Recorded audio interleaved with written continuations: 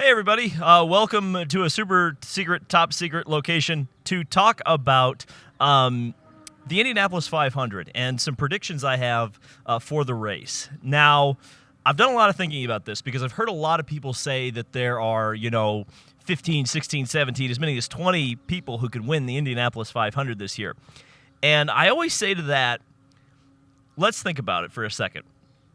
How many people in the field can actually outduel Scott Dixon or Tony Kanaan or Takuma Sato when it comes down to crunch time? And I think you will find that that number will shrink significantly when you apply that level of scrutiny to your Indy 500 picks. And I always stress that because I think a lot of people sometimes jump on the hype train for a certain driver or a certain rookie, and sometimes it doesn't work out so well.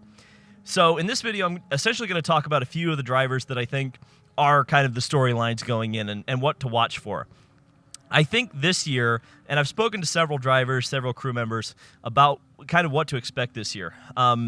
Number one is it doesn't sound like there's going to be a whole lot of separation in the field. In fact, it sounds like it's going to be one of those years, maybe similar to 2013, we'll have to see, where you don't want to lead the race. You might want to be second, but you might not want to be third. It still sounds like it's kind of similar to last year and the year before, where first and second place have no problem passing each other. Third, fourth, fifth, and beyond, maybe a little bit more trouble. It's also interesting to note as well, these cars aren't significantly different than they were last year, or even really the year before if you subtract the aero screen.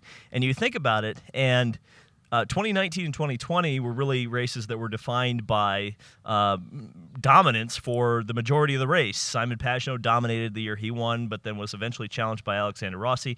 2020, Scott Dixon was dominant, eventually challenged and beaten by Takuma Sato. And I think that's where we need to start, because I think this race really is going to come down to Ganassi versus Andretti. And I think those two teams are going to be where you're going to find the winner coming from. And when I say Andretti, I also qualify that by including the two Meyer-Shank racing cars. So I guess we'll start with the pole sitter, Scott Dixon.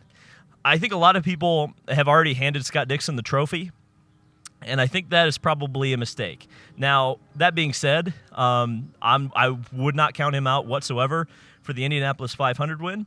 And honestly, I think his strategy needs to be, unlike last year, if Scott Dixon can lead all 200 laps of this race, he should do it. Contrary to kind of what we've been hearing, which is it doesn't sound like a race you're going to want to lead. I think Scott Dixon's big mistake last year and how he lost the race to Takuma Sato was the fact that he was unwilling to lead, thought he had to be second, and ultimately Takuma Sato just ran away and hid, and then ultimately the yellow ended the race and didn't give Scott Dixon any kind of a chance to actually battle for the win.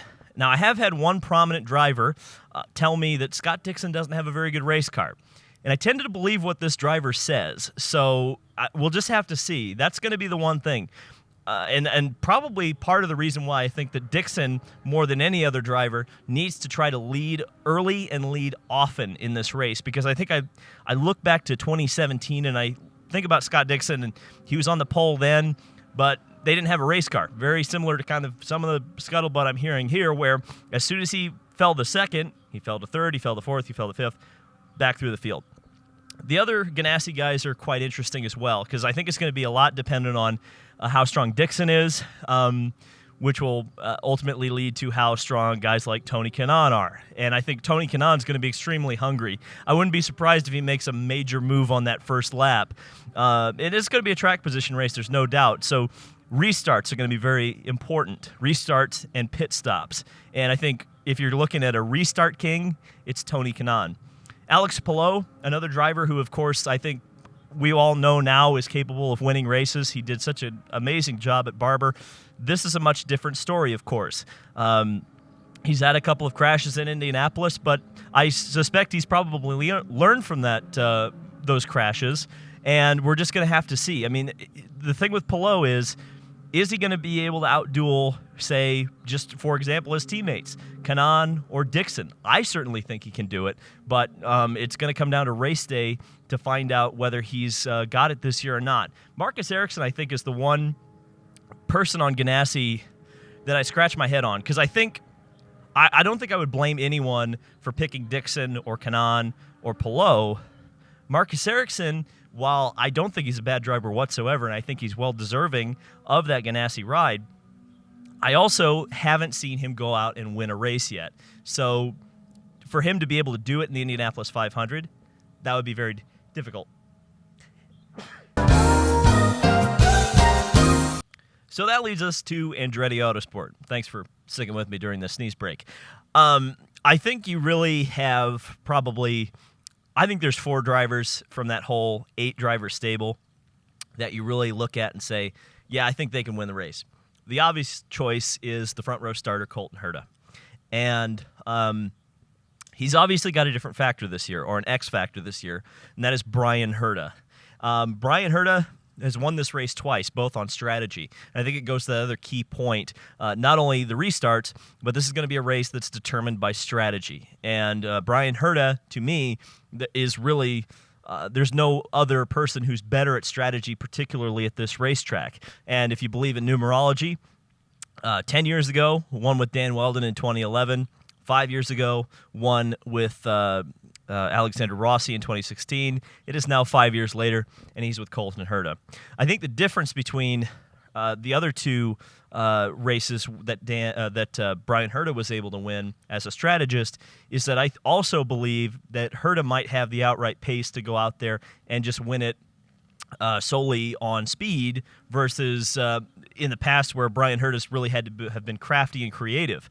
But it is also an X factor in the sense that if something happens, a tire goes down or a wing gets clipped in an accident, there's that potential that a Colton Herta, with that Bryan Herta help, could get back up through the field with strategy. And I think that's probably that's the X factor. And I think that's also why I don't think you can totally count out the Penske team. I think they're going to use a lot of strategy.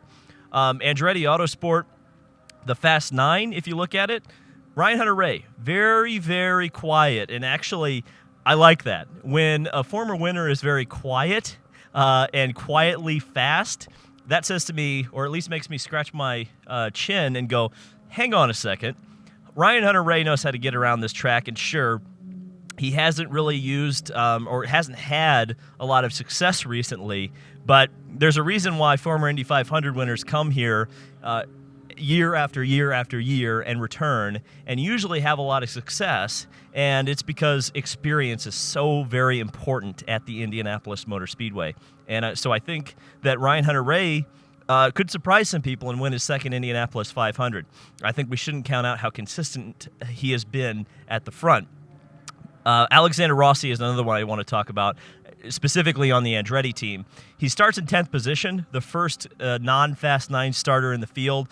And, you know, this may be a comparison that upsets some people, but honestly, I think he's kind of the modern equivalent of Rick Mears. He's a driver who's always at the front at the Indianapolis Motor Speedway, always has the potential to win. Pretty much a driver who, you know, if the right circumstances or things had fallen right, could have won every single Indy 500 he's ever entered. And there's not many drivers you can say that about in history, period. And I think this year's no exception. I think Rossi's going to be right up there in the mix. And so if you're betting against Rossi, I've probably got bad news for you. He's eventually going to get another win. Speaking of another win, I think I want to kind of conclude the Andretti section or portion of this video by saying Helio Castroneves. Remember that name. And if you haven't remembered it from the last 3 Indianapolis 500s, you might remember it from this one because it could be his 4th win. Again, a driver that's extremely consistent or has been consistent throughout this entire month.